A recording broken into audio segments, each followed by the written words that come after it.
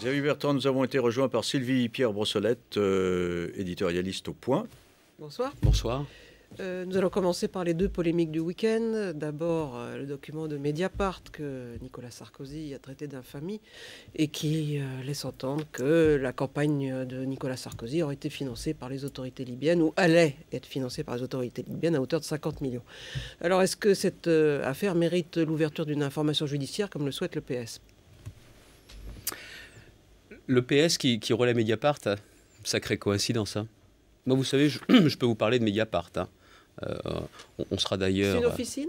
On sera d'ailleurs en procès avec Mediapart. Et c'est une officine, comme l'a dit le Premier ministre ? Pardon ? C'est une officine, comme l'a dit le Premier ministre ? Je pense aussi. Je peux vous poser une question ? Mediapart a publié ses pseudo-informations hier. La personne qui devait être destinataire de cette note l'a démenti. Est-ce que c'est sur le site de Mediapart, le démenti ? Est-ce que c'est sur le site de Mediapart ? Je vous pose la question. Parce que Mediapart, ça me semble quand même... Votre absence de réponse parle, mais d'une certaine façon, Mediapart, c'est toujours à charge. Et à charge contre qui ? À charge contre le président de la République. Oui, je le dis, cet organe, je ne sais pas si on doit dire de presse, est tout le temps à charge, d'une violence sans pareille. Quand ils disent quelque chose et que c'est démenti par les faits, on attend toujours le démenti. Je vous dis, moi j'ai eu l'occasion de parler de Mediapart, on a décidé d'aller devant la justice, on ira devant la justice, et je dirai à ce moment précis tout ce que j'ai à dire et tout ce que je pense de Mediapart. Mais là, il y a une plainte déposée contre Mediapart ? Pardon ? Une plainte va être déposée contre Mediapart ? Je ne sais pas, non, je vous parle de moi, par rapport justement à Mediapart. Alors, deuxième polémique, pardon, on est bien obligé de les écluser. Dominique Strauss-Kahn affirme dans un livre qui sort demain que les autorités françaises, donc il vise évidemment Nicolas Sarkozy, est à l'origine de ses ennuis à New York et qu'il y aurait eu un complot. Alors est-ce qu'il a forcément complètement tort ? Pourquoi vous parlez de Dominique Strauss-Kahn ? Vous voulez vraiment embarrasser le Parti socialiste ? Si ça peut vous faire plaisir. Non.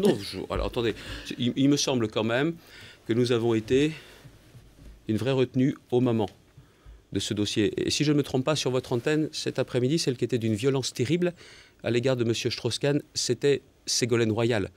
Alors, il faut savoir si c'était une interview ou pas une interview, mais quand on voit la tragicomédie de ce qui s'est passé hier soir, un anniversaire où M. Strauss-Kahn était invité, certains ne le savaient pas, paraît-il, sont partis, d'autres sont restés un peu. Oh là là, les pauvres. Les pauvres, ils ont l'air bien embarrassés avec tout ça, mais ce que je note quand même, c'est qu'il y a toujours deux poids, deux mesures. Deux poids, deux mesures. Les deux polémiques d'hier, je ne crois absolument pas aux coïncidences. Rarement dans la vie politique, et encore moins à une semaine d'une élection présidentielle. Pourquoi certains veulent pourrir à ce point le débat politique ? Pourquoi ça vient prendre le relais de 5 années d'attaque d'une violence sans pareille contre Nicolas Sarkozy, contre le président de la République ? Qu'ils aiment ou pas l'homme, mais il y a aussi la fonction. Et je le dis, la stratégie en permanence du Parti socialiste a été d'une violence inégalée dans la vie publique française. Ça serait pour masquer l'absence de proposition de leur part, ils ne s'y seraient pas pris autrement. Et prenez les dernières déclarations de François Hollande à Bercy cet après-midi, qui dit que le 6 mai, en définitive, sera une bonne nouvelle pour les démocrates et une terrible nouvelle pour les dictateurs. Ça veut dire quoi ? Quand on n'est pas socialiste, on est dictateur. C'est quoi ce procès en sorcellerie, une fois de plus, contre Nicolas Sarkozy ? 40 minutes de discours cet après-midi à Bercy, d'une charge sans pareille contre Nicolas Sarkozy. Mais François Hollande, on ne dit rien. François Hollande, on ne commente rien. François Hollande, on ne reproche rien. Il y a vraiment dans cette campagne deux poids, deux mesures. Ce n'est pas seulement mon sentiment, c'est celui que j'entends de très nombreux de nos concitoyens lors des déplacements et sur le terrain. Alors vous, est-ce que vous êtes complètement à l'aise dans la stratégie de Nicolas Sarkozy qui, lors de ce deuxième tour, a accentué un peu ce qu'on a appelé le virage à droite ? Il a quand même repris quelques thèmes du Front National. Il a beau dire que c'est pas vrai, si. Est-ce que vous, l'humaniste de l'UMP, quand même, vous vous situez comme un modéré au sein de cet ensemble UMP, vous êtes complètement à l'aise tous les jours ? Alors, je vous précise qu'on entrera tout à l'heure dans le détail sur le FN, donc c'est une réponse un peu générale. Quelle est la droitisation ? C'est de parler, par exemple, de sécurité ? De mettre l'accent sur la sécurité ? Non, c'est de parler de préférence nationale ou de présomption de légitime défense. Il a parlé de préférence communautaire. Non, il a dit nationale. Nicolas Sarkozy. Et le sujet derrière ça est simple. Vous parlez notamment de la question de la légitime défense, la présomption de légitime défense pour les policiers. C'est à une mesure du Front National, vous êtes d'accord ? Et on doit laisser les policiers se faire tirer dessus avant de répliquer ? Écoutez, eux-mêmes ne le réclament pas, il n'y a qu'un syndicat sur quelques-uns, on va pas faire... Bon, je vais vous donner aussi un autre exemple. Je ne fonctionne pas seulement avec les déclarations nationales. J'ai eu l'occasion de voir effectivement des policiers de mon commissariat qui m'ont parlé de ce qui s'était passé et de la façon dont ils ont le sentiment aujourd'hui. Ils ne demandent pas de permis de tirer. Ils ne veulent pas tirer. C'est pas ça le sujet. Mais ils disent, comprenez bien qu'avec la violence qui se développe ou l'hyperviolence qui s'installerait, on ne veut pas, nous, avoir le sentiment que nous sommes devenus Claude des cibles. Guéant a parlé de permis de tuer, mais enfin bon... De tirer. Non, c'est pas de ça. De tuer.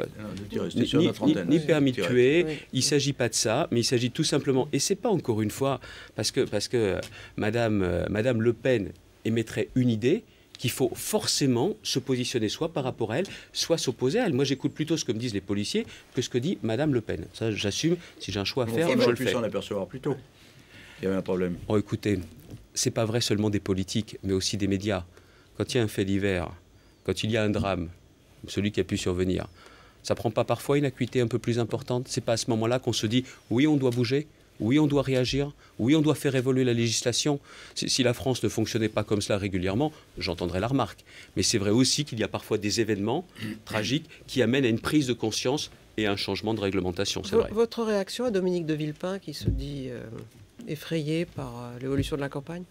Écoutez, j'ai longtemps pensé que Dominique de Villepin, se souciant de l'intérêt général, de l'intérêt de notre famille politique, nous soutiendrait. Aujourd'hui, je crois qu'il est vraiment dans une aventure personnelle. Je ne sais pas où il se situe. Mais quand même, lui, l'engagement politique qui est le sien, l'enracinement politique qui est le sien, il a envie, lui, de voir d'une certaine façon l'affaiblissement de la France. Il a envie de voir un pays avec davantage d'impôts, davantage de fonctionnaires. Il a vraiment le sentiment que le sectarisme des socialistes, ça correspond à la vision de la République qui est la sienne. Est-ce que franchement, quand on regarde bien les deux, on enlève la dimension personnelle, est-ce qu'il peut penser qu'une France forte peut se construire avec François Hollande? Je ne le crois pas, vraiment pas. Martine Maubry vous a précédé à ce micro. Elle a craint des violences le 1er mai parce que les cortèges se multiplient. Est-ce que vous les craignez aussi? L'outrance de Madame Aubry, je m'y suis habitué. Non mais vous voyez le niveau de la campagne? Et elle vous a parlé des propositions du Parti socialiste contre le chômage? Non, les violences. Mais ça veut dire quoi? Si, on en parle également, bien sûr. J'aimerais bien débattre de ces propositions pour voir qui est le plus crédible, pour faire reculer le chômage. Si elle vous parle notamment du chômage dans le Nord-Pas-de-Calais, il faut lui demander ses recettes. C'est la 2e région de France pour le taux de chômage. Ça ne doit pas être miraculeux, ces recettes. Allons jusqu'au bout des choses. Madame Aubry va nous imposer un couvre-feu le 1er mai. Les soutiens de Nicolas Sarkozy, les gens de la droite, du centre, qui soutiennent, n'ont pas le droit de sortir de chez eux le 1er. Ils doivent s'habituer à voir M. Mélenchon, Mme Aubry, récupérer les défilés syndicaux qui existent depuis bien longtemps, les récupérer, et nous de ne pas parler du travail. J'en ai marre de cette récupération permanente. J'en ai marre de ces leçons, de ces donneurs de leçons professionnelles que sont les socialistes. Nous avons des choses à dire sur le travail, et je ne vois pas au nom de quoi, d'habitude, on n'aurait pas le droit de le dire. Par contre, l'attitude de la gauche, comme l'attitude de la CGT, parce que la CGT faisait du syndicalisme, la CGT maintenant fait de la politique. Eh bien, je le dis, cette attitude-là fait du mal à la neutralité syndicale. Et vous avez vu que beaucoup de syndicats, eux, disent « nous, on restera dans nos habitudes et dans notre tradition ». Et c'est aussi une façon de dire aux socialistes « restez en dehors des défilés, ce n'est pas votre place bon, ». Alors, mettons-nous dans une hypothèse qui vous fera plaisir. Nicolas Sarkozy est réélu. Il a dressé... C'est celle à laquelle je crois en plus. Voilà. Un portrait, il faut lui donner un indice du profil du Premier ministre qu'il prendrait s'il était réélu. Il a dit « il faut un homme d'expérience ». Donc vous avez une idée en tête? Donc est-ce que vous avez une idée en tête? Est-ce que ça pourrait être vous? Oh, écoutez, je pense que s'il faisait référence à l'expérience, ce n'était pas seulement l'expérience ministérielle, je suis ministre depuis longtemps, mais je pense qu'il doit certainement avoir une autre idée en tête. Bon. Ah bon? Vous pensez? Alors allez au fond. Dites-nous le nom. Non, je vais vous dire une chose, c'est que même si je le savais, je n'en ai pas parlé ni avec le président de la République, ni avec celui auquel je pourrais penser. Vous voulez que je vous dise une chose? J'adore vos sourires. Bon, enfin, disons, mais il n'y a personne qui m'en a parlé. Il n'y en a personne Agi, qui m'en a parlé. Agi, les initiales. Attendez, on peut faire un rébut aussi. Hein. On peut faire aussi une charade. Vers Bordeaux. Mais franchement, j'adore la façon dont ce sujet vous passionne. Vous avez certainement raison. Mais j'ai du mal à me passionner pour cette question. Oh. Et vous savez pourquoi? Vous savez pourquoi? Parce que je crois franchement qu'on est à 1000 lieues de ce qui intéresse les Français. Et puis j'ai un esprit un peu d'escalier. La première marche, c'est le 6 mai. Bon. Et c'est ça qui compte, Mais plus que tout. Et le 7 mai, si c'est l'hypothèse inverse, je suppose que vous voulez jouer un rôle dans la reconstruction ou l'animation de l'UMP. On dit qu'il faudra une direction collégiale dans ce cas-là, à l'UMP. Sylvie Pierre Brossolette, le 6 mai, le 6 mai, le 6 mai. Le 6 mai au soir, c'est je le peux point vous en commun parler. avec Martine Aubry, vous parlez que du 6 mai. Je ne suis pas sûr qu'on ait la même vision et de la France et de enfin, l'avenir de la majorité. Le ou du 6 mai Parti nous a socialiste. répété ça pratiquement avec la même formule. Je suis désolé, mais je pense que ça correspond exactement au message qu'on doit aujourd'hui adresser.